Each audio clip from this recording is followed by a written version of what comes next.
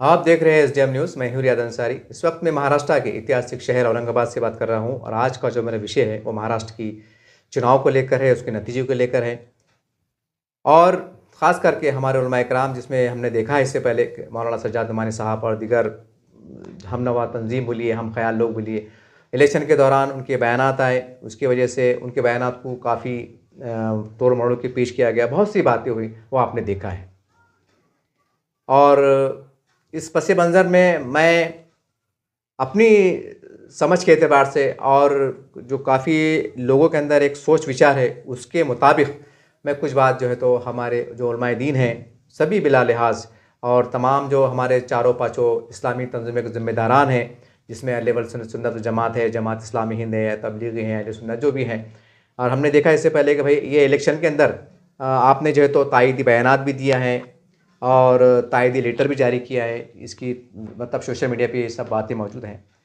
ठीक है यार, ये पहली बार नहीं है, हमेशा ये होते आया है और इसका एक ही मकसद रहता है कि भाई फ़िरका परस्त ताकतों को दूर रखा जाए, संविधान की हिफाजत की जाए और जो मुल्की इत्तेहाद व सालिमियत भाईचारगी की जो ताकतें, जो जमातें काम कर रही हैं पार्टियाँ, उनको तक़व्वत दी जाए ताकि अमन व अमान का गहवारा मामला चलते रहे। यही मकासद रहते हैं, इससे अलावा दूसरी बात नहीं रहती हैं।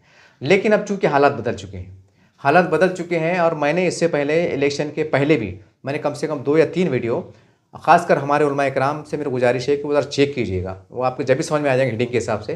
मैंने अपील किया था कि भाई जैसा आप महाविकास आघाड़ी से आप बात कर रहे हैं, महाविकास आघाड़ी से, कि भाई आप सबसे पहले तो लोकसभा में मुसलमानों ने जो है तो झोली भर भर के जो है तो जो महाविकास आघाड़ी को वोट दिया। उसी का नतीजा है कि आज महाराष्ट्र में जो है तो एक बड़ी अच्छी ताकत बन के उभरे आप। यहाँ तक कि उसके असरात दिल्ली पे असरअंदाज हुए, यानी बीजेपी केंद्र सरकार भी सोचने मजबूर हुई कि क्या हुआ और कैसे हुआ, ये सारी बात है। लेकिन उसके बाद चंद महीने के बाद विधानसभा चुनाव लगे। विधानसभा चुनाव के बाद जैसी तवक्को की जा रही थी कि महाविकास आघाड़ी के जिम्मेदारान, जिसमें शिवसेना है, कांग्रेस है, राष्ट्रवादी पार्टी है, ये लोग मुसलमानों को उनकी आबादी के हिसाब से टिकट देंगे, ये सारी बात रहेंगी। लेकिन टिकट नहीं दिया गया। लेकिन बल्कि जो हमने देखा मीडिया के माध्यम से कि भाई एक 17, 15, 16 की यादी लिस्ट उनको दी गई, महाविकास आघाड़ी के तमाम जिम्मेदार जो भी जिम्मेदार थे, कि भाई हमारे मुतालबात हैं।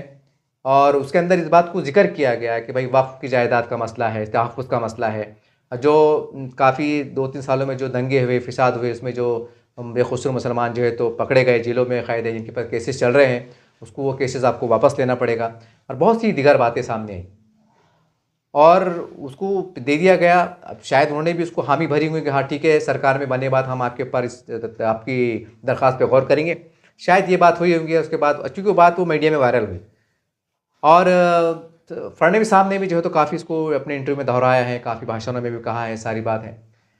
एक सवाल ये है कि महाविकास आघाड़ी को हमारे उलमा इकराम जो कि सियासत में नहीं आते हैं, ना वो चुनाव लड़ते हैं, ना आमदार का लड़ते हैं, ना खासदार करते हैं, बल्कि उनका मकसद ये रहता है कि भाई हम एक हमारी नए हालात में, क्योंकि पहले तो आप सियासत में आते ही नहीं थे और ना सियासी बयान सुनने को मिलता था, हमने इससे पहले देखा है। लेकिन अब वक्त ने ऐसी करवट ली है, मुल्कगीर सतह पर एक सियासत ने एक ऐसी करवट ली है और ऐसे हालात रूनुमा होने लगे हैं कि मजबूरन जो खानखा में रहने वाले लोग, जो हुजरे में रहने वाले लोग, मस्जिद की चार दीवारी में रहने वाले लोग, जो अमन शांति का पैगाम देते हैं, अल्लाह अल्लाह की तालीम देते हैं, भाईचारगी की और इंसानियत के पैगाम को लेकर शब व रोज़ गली कोशिश फिरते हैं, वो उनके ज़िम्मेदार, जिसको हम उलमा इकराम कहते हैं, उनको जो है तो कहने की सियासत की मंच पे आना पड़ा और उनको बयान देना पड़ा, जो भी एक हिकमत अमली के तहत। तो मेरा एक पर्सनल, मैं अपने ज़ाती तौर से हमारे देश के उलमा इकराम से सवाल करना चाहता हूँ, बड़ा अदब एहतराम से। देखिए मेरा सवाल है, इसको आप बुरा ना मानिएगा, कि ऐसा क्यों नहीं हुआ कि जब जैसा महायुति के लोग हैं, इसमें भाजपा है, शिंदे सरकार है, अजीत दादा पवार की राष्ट्रीय पार्टी है, आप इनसे मुज़ाकरात करते तो क्या बिगड़ जाता? आप इनसे भी तो मुज़ाकरात कर सकते थे कि भाई हम मुसलमान जो है तो हमने काफ़ी जो है तो सेकुलर पार्टियों को आजमाया है और आपके हम तरफ एक उम्मीद भरी निगाह से देखते हैं और आपसे भी हम तवक्को करते हैं, जैसा आप नारा लगाते हैं, सबका साथ, सबका विकास, सबका विश्वास, तो फिर ये हम भी चाहते हैं कि वो सबका साथ, सबका विकास और सबके विश्वास के अंदर हमारा भी विकास हो, हमारा विश्वास कायम रखे और कहना कि हमको भी साथ लेके चलो। उनके सामने ये भी बात रखी जा सकती थी, लेकिन पता नहीं उस टाइम क्यों वो बात उनके जहन में नहीं आई। ये आज तक सवाल एक मामा बना हुआ है, जबकि हमारे पास अब्दुल सत्तार सेठ साहब जो अभी हाल ही में विधानसभा में उनकी जीत बहुत करीबी फासले से हुई है, वो अब्दुल सत्तार सेठ एक महाराष्ट्र में एक मुसलमानों का एक ऐसा चेहरा है। देखिए बहुत से लोग उन पर तनकीद करते हैं कि वो ऐसे हैं वैसे हैं, उनकी राजनीति ऐसी है, वो कभी बयान यूँ दे देते हैं त्यों दे देते हैं, वो एक अलग शक्ल है। हमें उस बहस मुबाहिसे से में नहीं जाना है, बल्कि हम ये भी कर सकते थे, या आज भी आने वाले वक्तों में शायद हम करें कि सत्तार सेठ को आगे लेकर, क्योंकि मुस्लिम चेहरा है और सियासत की बारीकियों को बखूब जानते हैं। छल कपट, ऊंच नीच, कहाँ पर नस दबाना, कहाँ पर क्या करना, कौन सा कब कदम देना, ये सत्तार सेठ एकदम एक मंजे हुए सियासतदान है, खिलाड़ी है। इनको चेहरा बनाकर, इनको मोहरा बनाकर कि भाई हम आपके ऊपर जिम्मेदारी देखते हैं, आपको हम एक राब्ता बनाते हैं, आपको हम एक सालसी मुकर्रर करते हैं कि मुसलमानों की जानिब से, और कि आप जो है तो महायुति सरकार से बात करो कि भाई आने वाले वक्तों में हमारे जो जायज़ हुकूक है किस तरह से मिलेंगे, हमारे साथ इंसाफ का पैमाना किस तरह से होगा, क्या होगा। बहुत सी बातें जो है हल तलब, बेशुमार बातें हैं, बेशुमार मसाइल हैं, उनके ऊपर हम बातचीत कर सकते थे। बड़ा अफसोस की बात है कि पता नहीं इतने लगातार जब से देश आज़ाद हुआ आज तक हमने एक ही मंत्र को पढ़ा है। हमने देखा है जब से हमने होश संभाला है थोड़ा बहुत, वहाँ से लेकर तो आज तक हमने ये देखा है हर इलेक्शन के मौके पे, चाहे बल्दिया की हो, कॉरपोरेशन की हो, एमएलसी की हो, आमदार की हो, खासदार की हो, या जो भी हो, एमएलसी चुनाव हो, ये देखा है कहीं ना कहीं जो है तो मतलब मतलब सेकुलरिज्म का नारा दिया जाता है, कहीं ना कहीं हिंदुओं को टारगेट किया जाता है। आज देखिए वो टारगेट करते करते आज इतने बदतरीन हालात हो गए कि आप महाराष्ट्र का नक्शा देखो, आप आज नताइज देखो, आप 220 के आसपास महायुति जो है तो एक गठबंधन ने एक अपने बल पर, अपनी ताकत पर सरकार बनाने जा रहे हैं। और आपने देखा है कि वो चुनाव के दौरान कि एक रहेंगे तो सेफ रहेंगे, नेक रहेंगे तो सेफ रहेंगे, बटेंगे तो कटेंगे, और पता नहीं जो भी बातें चली वो सरेआम कही गई और सारा आपके सामने है। इतना कुछ होने के बाद बड़े अफसोस की बात है, बड़ी हैरत की बात है। मैं हमारे काबिल एहतराम उलमा इकराम से, तमाम ज़िम्मेदारों से एक अदबन गुजारिश कर रहा हूँ पर्सनली तौर से कि ये लोग सरकार में हैं। अब देखिए ना, आप सरकार में हैं, अब बहुमत में आ जाते हैं, अब महाराष्ट्र में हैं, तो अब आने वाले वक्त में अगर अल्लाह ना करे अगर कोई नाहगानी आफात आती हैं, कोई मस्जिदों के मसले आते हैं, मस्जिदों पे बुलडोज़र चलने की बात आ जाती है, क़ब्रिस्तानों की तहफ़्फ़ुज़ की बात आ जाती है, या अल्लाह ना करे कुछ ऐसे कुछ नाहगानी वाक़यात हो या कोई दंगा हो जाए, फ़िसाद हो जाए, तो आप किससे बात करेंगे? क्या आप शरद पवार साहब से बात करेंगे? क्या आप राहुल गांधी से बात करेंगे? किससे बात करेंगे? अगर 2 मिनट के वास्ते कर भी लिया जाए तो इनकी कौन सुन रहा ऊपर? इनकी कौन सुन रहा? बहरहाल ये ऐसी बातें हैं कि अब हमारे काबिल एहतराम उलमा इकराम को और तमाम जो है, अगर आप सियासत में आना ही चाहते हैं तो कम से कम ये मतभेद को दूर कीजिए, क्योंकि ये आपकी एक ताकत है, ये काम आप ही कर सकते हैं, कोई दूसरा नहीं कर सकता है। कोई सियासी बंदा अगर करेगा पार्टी का तो लोग उस पर इल्ज़ाम लगा देंगे कि अपनी पार्टी को बढ़ाने के लिए ऐसी कोशिश कर रहा है, या मुसलमानों को जो है तो अपने चुंगल में फंसाने की कोशिश कर रहा है, या मुसलमानों पे वोट बैंक की राजनीति कर रहा है। इस तरह के उस पर इल्ज़ाम लग सकते हैं। अगर कोई मुस्लिम नुमा पार्टी बोलो, कोई सियासी मुसलमान चेहरा अगर काम करेगा, लेकिन अगर आप सब मुश्तरका तौर पर मिलकर अगर सत्तार सेठ को अगर आगे करते हैं कि साहब जो देखिए हमारी एक सालसी कीजिए, ताकि जो हालात अब यहाँ से बदतर होने वाले हैं या उथल पुथल होने वाली ये ना हो, और हिंदू मुसलमानों में जो एक नफ़रतें बढ़ रही हैं, दूरियां बढ़ रही हैं, ये ना हो। ये आप करने की ज़रूरत है, ये बिल्कुल करने की ज़रूरत है। सबसे जो बात जो हमने महसूस किया कि क्योंकि सज्जाद नुमानी मौलाना साहब का हमने बयान आज भी वो सोशल मीडिया पे मौजूद है, उन्होंने कहा था कि भाई ये फ़िरका परस्तों को ताकतों को ख़त्म करने के लिए, इनके मंसूबों को नाकाम बनाने के लिए हमें जो है तो महाविकास आघाड़ी को देना है, और कहने कि इसके असरात दिल्ली में पड़ेंगे, यानी दिल्ली की सरकार भी ज़्यादा दिन टिक नहीं पाएंगी। ये इस तरह के बयान जारी हुए थे। बड़े अफसोस, बड़ी हैरत की बात है कि महाराष्ट्र में चुनाव चल रहे हैं तो उसका दिल्ली से क्या संबंध? अरे दिल्ली में जो चलेगा चलेगा, ये पूरे मुल्क की सतह के जो पार्लियामेंट चुनाव थोड़ी थे, ये पार्लियामेंट चुनाव नहीं थे, ये एक रियासती चुनाव थे जो आगे पीछे होते रहते हैं पूरे, क्योंकि हिंदुस्तान बहुत बड़ा है तो हमेशा कहीं आगे पीछे चुनाव होते रहते हैं। हमने कहने कि महाराष्ट्र की राजनीति पर फोकस ना करते, कहने कि हमने उसके अंदर सेंट्रल को इन्वॉल्वमेंट कर लिया। तो जाहिर सी बात है कि सेंटर में जो है तो जो हिंदुत्व विचारधारी जो सेंटर में ताकतें हैं, बोलो बीजेपी जो है इनको लेके चलती हैं, और सबका साथ सबका विकास के साथ नारे के साथ चलती हैं। कहने का आपने उसको टारगेट किया तो जाहिर सी बात है एक देश के हिंदुओं को पैगाम गया कि भाई ये मौलाना लोग जो है तो हमारी जो हिंदुत्व की सरकार है, हम नरेंद्र मोदी को चाहने वालों में से है, हमारी सरकार को मौलाना लोग गिराने की बात कर रहे हैं, जबकि हमारे पास कोई ताकत ही नहीं है, हमारे पास कोई आंकड़े ही नहीं है, ना हमारी आबादी इतनी है कि ना हम कुछ कर सकते हैं। ये कड़वा सच है।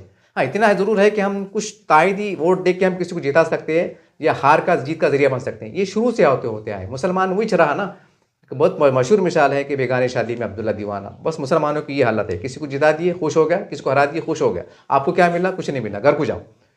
बस ये हाल चला है। तो बहरहाल वक्त आ गया है कि मुल्कगीर सतह के ऊपर मैंने इससे पहले भी आपसे अपील की थी कि ये इलेक्शन के अंदर एक ऐसा माहौल तैयार किया जाए कि मुसलमानों का इस देश में कोई सियासी दुश्मन नहीं है, मुसलमानों का इस देश में कोई सियासी पार्टी दुश्मन नहीं है। सब हमारे दोस्त हैं, सब हमारे दोस्त हैं। हमको सबके साथ चलने की, हमको एक माहौल बनाने की ज़रूरत है। क्योंकि ये भाजपा, बीजेपी है या जो भी है, बड़ी बड़ी जो इलाकाई पार्टियाँ हैं, ये समझ के बाहर है कि ये लोग इतनी बड़ी ताकत रखते हैं कि आज मुल्क पे एक मुल्क की सियासत पर, उनकी राजनीति पर एक असरअंदाज है। तमाम शोबेजात में असरअंदाज हैं। तमाम कोई ऐसा महकमा नहीं है, कोई ऐसा महकमा नहीं है सरकारी जहाँ पर उनकी अपनी पकड़ नहीं है, उनकी अपनी छाप नहीं है। तो समझ में नहीं आता कि जो ताकत में रखने वाले लोग हैं, जो जिनके इशारों पे बहुत कुछ हो जाता है, जिनके बोलने से जो तो बहुत कुछ अमल में आ जाता है। अगर वे ऐवान में बैठे कुछ अगर कानून बनाने का सोचे तो कानून बना लिए जाते हैं या कानून में उलट फेर करने की ताकत रखते हैं जमहूरी अंदाज से। अगर हम ऐसे ताकतों से अगर हम मुज़ाकरात नहीं करेंगे, सवाल ये है कि 75-76 साल हो गए, हम कब मुज़ाकरात करेंगे? हम कब मुज़ाकरात करेंगे? मेरा एक बड़ा अदब आता है, हमसे एक सवाल है कि आने वाले वक्तों में मान लीजिए पूरे हिंदुस्तान में हर राज्य के अंदर भाजपा का अगर मुख्यमंत्री बन जाए, बीजेपी का मुख्यमंत्री बन जाए और बीजेपी का ही प्रधानमंत्री बन जाए, बीजेपी का ही मतलब हामी बोलो या उनके पसंदीदा जो तो सदर जमहूरिया बन जाए, यानी पूरा माहौल अगर तैयार हो जाए, तो फिर आप क्या करेंगे? फिर आप कौन से सेकुलरिज्म को बचाने की बात करेंगे? आप कौन से सेकुलर पीछे, कौन सी सेकुलर पार्टी का दामन थामने करेंगे? सवाल है नहीं है, ये सवाल है। क्योंकि अब मामला बढ़ रहा है। हमें अब नए हालात के अंदर ये नकली सेकुलरिज्म, जिन्होंने लोग अपने विधानसभा के चुनाव के अंदर भी ये मुसलमानों को धोखा देने का काम किया है, वो तो कई मिसालें हैं कि आपको सीट मांगे, औरंगाबाद के अंदर सीट मांगे कि दो, आपने नहीं दिया, आपने इसको उठा के दे दिया। और जो मुसलमान तुम्हारे पीछे आगे आगे घूम रहे थे, जो जिंदाबाद मुर्दाबाद के नारे लगा रहे थे, यहाँ तक कि उनके ऊपर इतने जो तो मतलब इल्ज़ामात लग रहे थे, ये शतरंजा उठाने वाले हैं, ये कुर्सियाँ उठाने वाले हैं, ये झाड़ू मारने वाले हैं। इतने वफादार सिपाही मुसलमानों के अंदर कम से कम 10-12 चेहरे ऐसे हैं जो राष्ट्रवादी के अंदर भी है, कांग्रेस में इतने वफादार सिपाही जो शरद पवार को मानते हैं, कांग्रेस को मानते हैं, आपने उनको टिकट नहीं दिया। जिनकी उम्र 55 साल, किसी 60 साल, किसी 65 साल हो गई है, जो सियासत का 30-35 साल का तजुर्बा रखते हैं, आपने ऐसे लोगों को टिकट नहीं दिया और ऐसे लोगों को सर पे मुसलमानों के जो मुसलत कर दिया और ये कह रहे हैं कि नहीं भाई वो ऐसा है वैसा है। तो जब आप मुसलमानों को वोट दिला नहीं सकते, मुसलमानों को टिकट दे नहीं सकते, मुसलमानों को जिता नहीं सकते, तो फिर ये नकली ड्रामा क्यों? ये नकली ड्रामा क्यों? ये मीठा चॉकलेट क्यों? ये सवाल है। तो फिर हाँ, अब ये सवाल से शायद हमारे उलमा इकराम के जहन में बात आ रही होंगी, क्योंकि मैंने पहले कहा कि देखिए मैं जिसारत कर रहा हूँ और आप मेरे बड़े हैं और आपको मैं बड़ा मानता हूँ, तो जाहिर सी बात है मैं आपसे एक अपील कर रहा हूँ। मैं आपसे इस चैनल के माध्यम से एक ऑनलाइन गुफ्तगू कर रहा हूँ। हो सकता है कि कुछ बात से आप इत्तेफाक ना करें, लेकिन मैंने पहले कहा कि मैं आपको बड़ा समझ के बात कर रहा हूँ। आपको उसके आपके सामने एक फरियाद रख रहा हूँ, एक दरख्वास्त रख रहा हूँ कि आपको अब आगे बढ़ना पड़ेगा। अब आपके जहन में ये बात आ रही होंगी कि अरे जनाब मोहतरम वो हिंदुत्व की बात करते हैं, वो हिंदू राष्ट्र की बात करते हैं, वो तो आप जब ऐसी बात करें तो जब महाविकास आघाड़ी, जिनको हम सेकुलरिज्म का इतना बड़ा मसीहा मानते हैं, उन्होंने मुसलमानों को जो है तो मुंह नहीं लगाया, इनको टिकट नहीं दिया, तो फिर भाजपा वालों ने कब देना? शायद आपके जहन में बात आ रही होगी, तो मैं इसका भी एक छोटे टूट फूट अंदाज से जवाब देने की कोशिश करूँगा। क्या मोहतरम तमाम इस्लामी तंजीमों के ज़िम्मेदारान, तमाम वो मुसलमानों खैर के ज़िम्मेदारान से मेरा सवाल है, क्या मुस्लिम लीडरशिप के ज़रिए से मुसलमानों के मसले हल हो सकते हैं? ये सवाल है। ये अगर आपके जहन में है कि भाई ये तो बहुत ज़रूरी है, मुसलमान का लीडर बनना बहुत ज़रूरी है, तो सवाल ये है कि जब कई मुसलमान ये लीडर बने आज से 30-35 साल में, फिर मुसलमान की तबाही क्यों हुई? मुसलमानों की बर्बादी क्यों हुई? वक्फ बोर्ड बर्बाद क्यों हुआ? मुसलमान तमाम शोबेजात में बिछड़ते कैसे गए? फिर कौन सी क़यादत थी? ये कौन सी लीडरशिप थी? और हम किसके पीछे जा रहे थे? और आप किसकी तायद कर रहे थे? और आप किसके लिए मतलब ये काम हो रहा था और बदले में मुसलमानों को क्या मिल रहा था? इस सवाल पे सवाल पैदा हो रहे हैं, इसे कौन जवाब देगा? थोड़ी देर के मान लीजिए, अक्सर पार्टी में ये होता है कि पार्टी सतह पर कोई महाराष्ट्र का प्रदेश अध्यक्ष होता है, कोई उप प्रदेश होता है, कोई महासचिव होता है।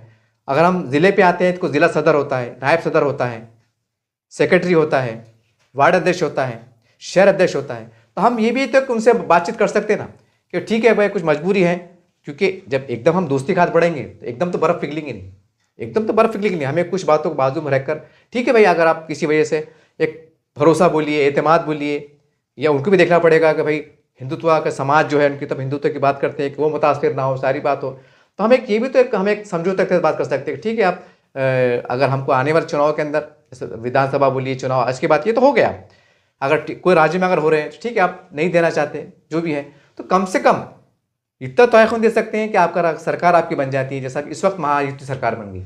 ठीक है, आपने कोई मुसलमान उम्मीदवार नहीं दिया, लेकिन जो हमारे मुसलमान पदाधिकारी आपके हर ज़िले के अंदर पाए जाते हैं, शहर अध्यक्ष है, वार्ड अध्यक्ष है, ये है, तो इनको इतनी ताकत दी जाए, इनकी बात को इतने रखा जाए कि अगर ये अपने मसाइल मुसलमानों को तुम्हारे पास लेके आए कि जैसे भाई ये बंदा भाजपा से है, भाजपा का शहर अध्यक्ष है, मुसलमान है, लेकिन वो जाता है सरकार के पास, आमदार साहब के पास या पालक मंत्री साहब के पास, साहब ये मेरे शहर के मसाइल है, हमारे वार्ड के अंदर पानी है, रास्ते है, स्कूल है, कॉलेज है, कब्रस्तान है, जो भी है, तो उसको सीरियस लिया जाए और वो मुसलमानों को काम किया जाए। अगर मुसलमानों के काम अगर हो जाते हैं इस तरह से भी, तो हमें और क्या चाहिए।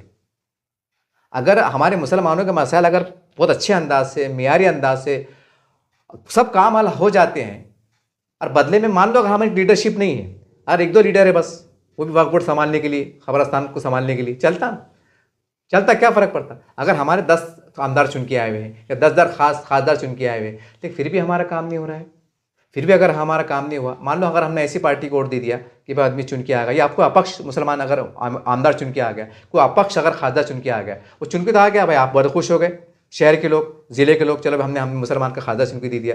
लेकिन मान लो अगर वो खासदार की अगर पार्लियामेंट में चल रही नहीं, उसको बजट मिल रहा नहीं, या उसकी सुनवाई हो रही नहीं, और बेचारा लेटर पे लेटर लिखते जा रहा है, आखिरी में ऐसे पासा निकल जाते हैं, तो फिर ऐसा हमारा नेता बना के क्या फ़ायदा, बोलिए ना। लेकिन बदले में अगर कोई दूसरे रास्ते से अगर मुसलमानों के मसाइल हल होते हैं, ये हिंदू मुस्लिम की नफरतें अगर जो बढ़ रही है कम होती हैं, कशीदगी कम होती है, मस्जिदों का तहफ़्फ़ुज़ का तयक़ुन मिलता है, कोई बात नहीं होती है गैर ज़रूरी, गैर अखलाक की बात नहीं होती है, हमारे खबरस्तान है, हमारे वक्फ बोर्ड है, हमारे जो हुकूक़ है, हमारे जो जायज़ मुतालबात हैं, पानी के, हमारे बल्दियाती सतह के मसाइल हैं, सारी बातें समाजियात हैं, ये अगर हमको अगर उसमें जो है तो एक पीछे दरवाजे से अगर हमारा काम हो जाते हैं तो क्या बुरा है, क्या बुरा है। एक हमारे पास एक भौरी समाज है, देखो पाया जाता, खैर वो मजबूरी में उसकी मिसाल दे रहा मैं, कभी ऐसा देखने में नहीं आया कि भौरी समाज का कोई बंदा आमदार बना, खासदार बना, या नगर सेवक बना, या उन्होंने कोई मतलब सियासत में इन्वॉल्वमेंट हुए। हाँ, वो हो सकता है कि वो बड़े लेवल पे, जैसा हमने देखता है टीवी पे, हम देखते हैं कि भाई मोदी जी उनसे बड़े बड़े सैयदना लोगों से मुलाकात करते हैं, भाई वो कुछ मतलब उनसे कुछ उनका ताउन करते होंगे, वो अलग शक्ल है, अगर ऐसा होता होगा तो उसके बारे में ज़्यादा इल्म नहीं है, लेकिन हम जैसा टीवी पे देखते हैं स्क्रीन के ऊपर जो बात होती है उसके अंदाज से मैं कह रहा हूँ। तो भाई वो समाज भी जो है तो देखिए कितना तरक्की पजीर है, तमाम शोबे, भौरी समाज जो है तो एक बड़ी ताकत रखता है कारोबार में। कोई बंदा उनके समाज का आपको भीख मांगते नजर नहीं आएगा, उनके खुद कफील कारोबार मिलेंगे, लेकिन कभी उनका सियासत में कभी हुल्लड़पन देखे नहीं जाता कि भाई भौरी समाज का कोई बंदा खड़ा हुआ है, भौरी समाज को भी टिकट दो, हमारी आबादी इतनी है, कभी देखने में नहीं आया। बहुत से समाज ऐसा है जिनको कोई आमदार नहीं है, लेकिन वो बहुत मतलब ताकत रखते हैं, वो खुशहाल है, मतलब उनकी बस्तियों में पानी है, लाइट है, रास्ते हैं, उनका सब ठीक ठाक चल रहा है। और कुछ कम्युनिटी ऐसी है जिनकी 2%, 3% आबादी है, लेकिन वो ऐवानों बैठे हुए हैं, आमदार बने हुए हैं, खासदार बने हुए हैं। ये भी एक हैरान कुन बात है कि जो आबादी, जिनकी 2% आबादी है, वो उनके कई मंत्री हैं, तो ऐसा क्यों है। और मुसलमान 14%, 12% एक बड़ी अक्सर होने के बाद जो तो आपका वजन नहीं है, तो फिर ऐसी बेबसी की सियासत, ऐसी लाचारी की सियासत, ऐसी जिल्लत की सियासत हमें क्यों करते, फिर हम क्यों करते। इतनी देर से हमको आमदार दिखते, इतनी देर से हमको खासदार दिखते, इतनी देर से हमको कहीं ना कहीं हम मुसलमान चेहरे नजर आते, उसके बाद भी जो है तो बेवजन रहते, तो क्यों, इसके पीछे राज क्या है, इसके रीज़न क्या है, इसके ऊपर तो भी हमको कई स्टडी करना पड़ेंगे ना। इसका मसाइब है तो हम इसका मुहासबा हमें खुद अपना आप के करना पड़ेगा, क्योंकि मसाइल हमारे हैं, कौम हमारी है, समाजियत हमारा, हमको अगर नुकसान हमारा है, नफ़ा हमारा है, तो जाहिर सी बात है इसको सोचने का हक भी हमारा है। तो हम कैसा सोचेंगे और कब सोचेंगे। 75-76 साल हो रहे हैं, और हम एक ही राग अपनाए हुए हैं कि भाई सेकुलरिज्म सेकुलरिज्म से, जबकि सेकुलरिज्म दम तोड़ गया और हमारे बड़े मानने को तैयार नहीं है। वो अभी भी, ये देखो ना, महायुति का फैसला आ गया, देखिए आप, देखिए आप। और हम ऐसे लोगों को जो है तो तायद कर रहे हैं, जो छोटी छोटी इलाकाई पार्टियां हैं, जो खुद जो है तो कहने की पर्दे के पीछे आगे पीछे कहने की जो बरसर इख्तियार पार्टियां हैं, उनसे जो तो उनसे मुज़ाकरात में मसरूफ़ है, उनसे सीटें मांगने पे मसरूफ़ है, उनसे तड़जोड़ में मसरूफ़ है, उनसे सियासी मुज़ाकरात हो रहे हैं। हम ऐसी पार्टियों को तायद दे रहे हैं, लेकिन जो होलसेल में बैठे हुए हैं अगर उनसे हम बातचीत करें, वो हकालने वाली थोड़ी है। कहने के हमारे देश के लोग हैं, हमारे देश को लीड कर रहे हैं, देश के बड़े मंत्री है, बहुत देश को चला रहे हैं, हम प्रजा में आते हैं, हम रियाया में आते हैं, तो हमारा हक बनता है। ना वो बाहर के हैं, ना हम बाहर के, ना वो पाकिस्तान के, ना हम पाकिस्तान के। हम कहाँ के हैं? हम तो भारतीय नागरिक हैं ना, हम यहीं जन्मे हैं, यहीं पढ़े हैं, यहीं मरेंगे। हिंदुस्तान हमारी शान है, हिंदुस्तान हमारी जान है, तिरंगा हमारी शान है, हमें हमें यहीं मरना है, यहीं मिटना है। और जब वो लोग अगर इख्तिदार में हैं तो हम उनसे बातचीत क्यों नहीं करें कि ये सोच के कि हिंदुत्व की बात करते? अरे भाई ऐसी तो बात कीजिए ना कि आपको क्या करना है कीजिए, लेकिन अगर हमारी बात को आप सुनते हैं, हमें को तयखन देते हैं, हमें सिक्योरिटी देते हैं, हमें तहफ़्फ़ुज़ात फराहम करते हैं, तो भाई चलने में क्या बुरी बात है? कि दूसरे देश में कोई ईसाई ममालिक नहीं है कि ईसाई ममालिक मुसलमान नहीं रहते? कई ऐसे ममालिक हैं, बुद्धिस्ट ममालिक हैं, जहां पर जो है तो मुसलमान अमन अमान में है, ज़्यादा और सियासत में नहीं है, या उनके यहाँ शायद आमदार ना हो, कुछ ना हो, इक्का दुक्का होगा, बात है ये। लेकिन ये दुनियावी हालात बदले, ये तंग नज़री के हालात जब फैला हुआ तो उसी वक्त महसूस हो रहा है कि भाई मुसलमानों की ज़्यादती हो जा रही है। लेकिन अगर उमूमी तौर से अगर वो मंजर को हटा दे तो आप देखेंगे कि जहाँ पर ईसाई देश है, बुद्धिस्ट देश है, वहाँ पर मुसलमान रह रहे हैं, उनकी आबादी है, उनकी मस्जिद है। और कभी सुनने में नहीं आता फिसाद होगा, दंगा होगा। ये कुछ ये 2-5 साल में हमारे हालात घटे, जैसे म्यांमार को लेकर घटे हैं, तो उसके अंदर भी कई वजूहत है, कुछ सियासी वजूहत है, कुछ ये है, कुछ बहुत सी बातें। तो ये पहलू को हमें सोचना पड़ेगा ना। हम जिसको तायद कर रहे हैं, तो आपको इस खुले तौर पे कह रहा हूं, मैं माफी के साथ कह रहा हूं कि आप हमारे बड़े हैं, कि जिस सेकुलरिज्म के नेताओं को आप आवाज दे रहे हैं, कहने कि वो भी हिंदू हैं। देखिए, मैं हिंदू मुसलमान की बात नहीं कर रहा हूं, मैंने पहले कहा कि मैं एकता की बात करना चाहता हूं, देश की सालिमियत की बात करना चाहता हूं, मोहब्बत की बात करना चाहता हूं, भाईचारगी की बात करना चाहता हूं। लेकिन मिसाल मैं बहुत मजबूर होकर दे रहा हूं। वो भी तो हिंदू है ना, कहीं राव है, चौहान है, देशमुख है, वही लोग हैं। और वही लोग बाद में जो है तो सर मतलब जब कुछ ऐसा मौका आता है तो बड़ा टोला चले जाता है, बाद में मालूम पड़ता है कि खोके ओके पता नहीं कैसे कैसे इस्लाम तराशी होती है, आप ठगे हुए महसूस करते हैं अपने आप को। ठीक है, तो आप उनको थोड़ा बड़ापन दीजिए और बावखार तरीके से दीजिए। हम ये नहीं करेगा उनके हाथ जोड़िए, पैरों में गिर जाइए, नहीं। उनको बताइए कि देश ने मुसलमानों को बहुत कुछ दिया है, इस देश को मुसलमानों ने अपना खून बहा के इसको आज़ाद कराया है। हमारी कुर्बानियाँ हैं, बेतहाशा कुर्बानियाँ हैं। आज भी हम देश पे मर मिटने के लिए तैयार हैं। आज भी हम भारत को एक अजीम भारत बनाना चाहते हैं, एक एकता के साथ, भाईचारगी के साथ, हिंदू मुस्लिम एकता के साथ हम मिल के रहना चाहते हैं, मिल के चलना चाहते हैं। हम नहीं चाहते कि भाई मुल्क में इस तरह का माहौल परवरिश पाए, कोई हिंदू कोई मस्जिद की बात करे, कोई मंदिर की बात करे, कोई शमशान की बात करे, कब्रस्तान की बात करे। ये पहलू पे हमें बहुत खुल के आना पड़ेगा। अगर आप सियासत में आ ही रहे हैं तो फिर कहने की जो ताकत रखते हैं, असर रखते हैं, तो भाई उनकी तरफ भी तो हमें तो कुछ मुज़ाकरात करना पड़ेंगे ना। आखिर में जाते हैं तो फिर एक बार मैं आपके सामने रख रहा हूं कि मान लीजिए अगर आने वाले वक्तों में पूरे देश के अंदर बीजेपी का बोलबाला हो जाए, तमाम राज्यों में उसके मुख्यमंत्री बन जाए, मतलब नीचे से लेकर ऊपर तक वो बन जाए, सदर जमहूरिया बन जाए, प्रधानमंत्री बन जाए, स्पीकर बन जाए, सब वही बन जाए, फिर आप कहां जाएंगे? फिर आप किससे बात करेंगे? क्या उनसे बात नहीं करेंगे कि ये बोलेंगे नहीं भाई वो तो फिरका परस्त ताकतें आ गई, अब हमने कहा जाना, हम खामोश बैठेंगे? क्या आप ऐसी हरकत करेंगे? क्या आप ऐसा कदम बढ़ेंगे कि उम्मत मुस्लिमा करोड़ों आबादी का यूं छोड़ देंगे? आप तो कहते हैं कि हमारे अखलाक ऐसे हैं, हमारे नबियों के अखलाक ऐसे, हमारे असलाफ के अखलाक ऐसे थे कि उन्होंने हमारे अखलाक को देख के हमारे दीन में दाखिल हुए। ये हम बयानात में सुनते हैं, इज्तिमात में सुनते हैं। तो क्या हमारी सियासी अखलाक, हमारी सियासी बसीरत ऐसी नहीं होना चाहिए कि लाख फ़िरका परस्त हो, लेकिन हमारे अखलाक से, हमारी सियासी इतिहाद से, हमारी वफादारी से, या हमारे को दरमियानी अच्छे अंदाज से उनका एतमाद हम पे बढ़े, वो हमारे साथ दोस्ती का हाथ बढ़ाए? क्या हम इतनी भी सलाहियत पैदा नहीं कर सकते हैं? 950 साल हुकूमत करने वाली कौम, 950 साल करने वाली समाज, ये हुक्मरां के उसकी उनकी जो आल पे आल है, उनकी नस्लें हैं ना ये, और आज इतने बेवजन होकर रह गए कि सरकार में जो बैठे हुए लोग हैं और जो कुर्सी पे बैठे हुए हैं, जो दम रखते हैं, असर रखते हैं, हर शोबेजात में एक असर रखते हैं, इशारों पे काम करने की सलाहियत रखते हैं, और हम उससे दूरी इख्तियार बनाए हुए हैं।